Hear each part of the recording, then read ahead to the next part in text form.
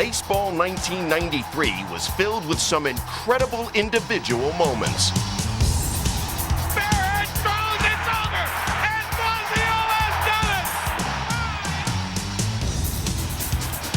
Makes a drive to left field, it's well hit, it is going, it is gone! Home run number 400 for Andre Dawson. Goes McRae, wow!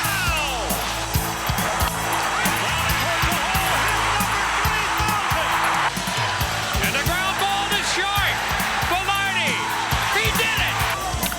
That is a smash into left center field, way back, and a grand slam. He has hit another home run. Oh! Into right field, did he do it again? 3 home runs for Mark Witt. Into center field, did he? Yes! His 4th home run of the game. He has 12 RBIs. Unbelievable. The season's end saw the career end for 3 of the game's biggest stars, all of whom would likely gather again in Cooperstown. Meanwhile, Barry Bonds had a year that belongs in Cooperstown. His quick start led San Francisco to a 10-game lead over Atlanta.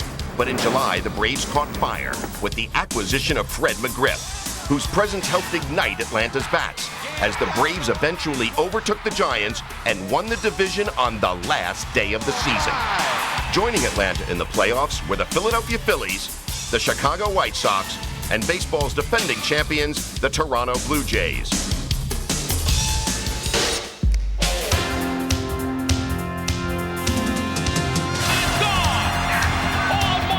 He pulled it and then some. Hit in the air, deep to right field. Hit the wall. Home run, Lenny Dykstra on the run to the warning track, leaps and makes the catch. Get the ball.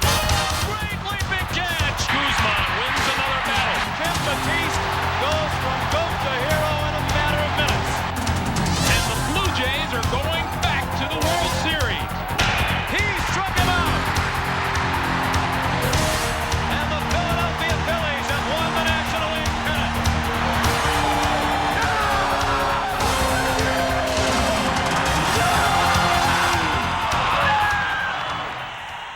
The 1993 Fall Classic got off to a classic start, with the team splitting the first 2 games.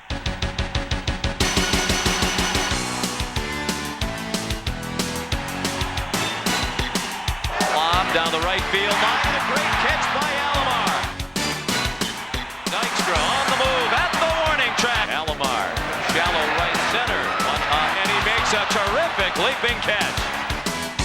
Game 1 saw reliever Al Leiter shut down the Phils, while teammates Devon White and John Olerud delivered the decisive blows in an 8-5 victory. The next night, Jim Eisenreich's 3-run homer capped a 5-run 3rd inning for the Phils, as they escaped Skydome with the series tied at 1 game each. Back in Philly, the Blue Jays adjusted to life without the designated hitter. That meant batting champ John Olerud was out, and Paul Molitor was in, and contributing, starting with his first at-bat. Fast in right center and in for a hit, and on the wet turf it scoots past Eisenreich to the wall. Henderson is in, and Molitor has a triple. I was able to concentrate better than I have in a long time in terms of every at-bat, having an idea of what I wanted to get done. And thankfully, because of our lineup, had a lot of opportunities to get significant hits. On this night, another of Molitor's significant hits helped the Jays to a 10-3 rout and a 2-1 lead in the series. Game 4 saw runs rain down all night long in the biggest slugfest in World Series history.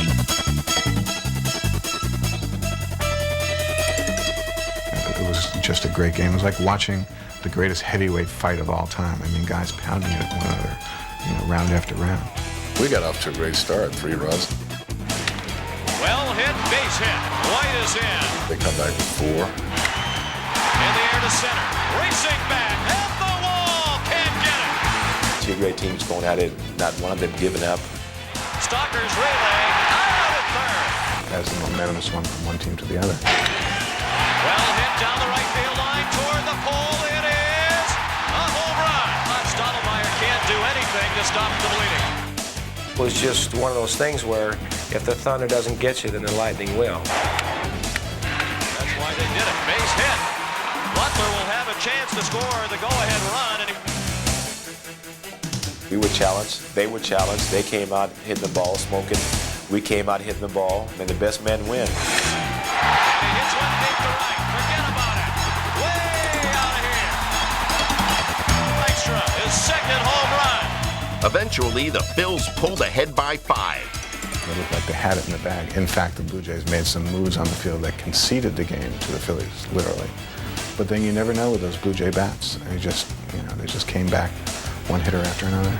Down 14-9 in the 8th inning, Toronto pounded the Phillies pitchers and pulled to within 1 run with 2 outs and 2 on. Little looper. Long run for Dykstra. In right center. Can't get it. Borders around with the tying run. Henderson to the plate with the go-ahead run. The great ball clubs always win those one-run ball games. And you look at Game 4, it was a one-run ball game. Curt Schilling kept the Phils alive in Game 5, pitching a shutout to send the series back to Toronto with the Jays up 3-2. But Sky Dome looked like Sky Doom for the Phils, as MVP Paul Molitor and the Jays coasted to a 5-1 lead through 6 innings. Suddenly, however, Lenny Dykstra brought the Phils back to life with a 3-run blast. Second deck. 5 batters later, Philadelphia led 6-5, a lead they protected into the 9th. That's when things really got wild. We knew something wild was going to happen. He didn't get his nickname by going out there and going 1, 2, 3. The very first pitch, and he's ready to throw the ball home. The umpire called a timeout. He doesn't see it. The umpire's going this way. Ricky's going that way, and Dalton's running the other way, and he's going to throw the ball home. And right then we said, hey, look out. Says something's going to happen. And he walked Ricky on 4 pitches. Williams walks Henderson on 4 pitches to open the 9th. Line into center, falling fast to hit. Third of the night for Molitor. Henderson stops at second. So the tying run is at second. The run that would win the World Series is at first, and Joe Carter is the batter. Bottom of the 9th, Game 6 of the World Series, and it's just something that, as a little kid, I remember at my father's service station, I was like 8, 9 years old, dreaming of things like that.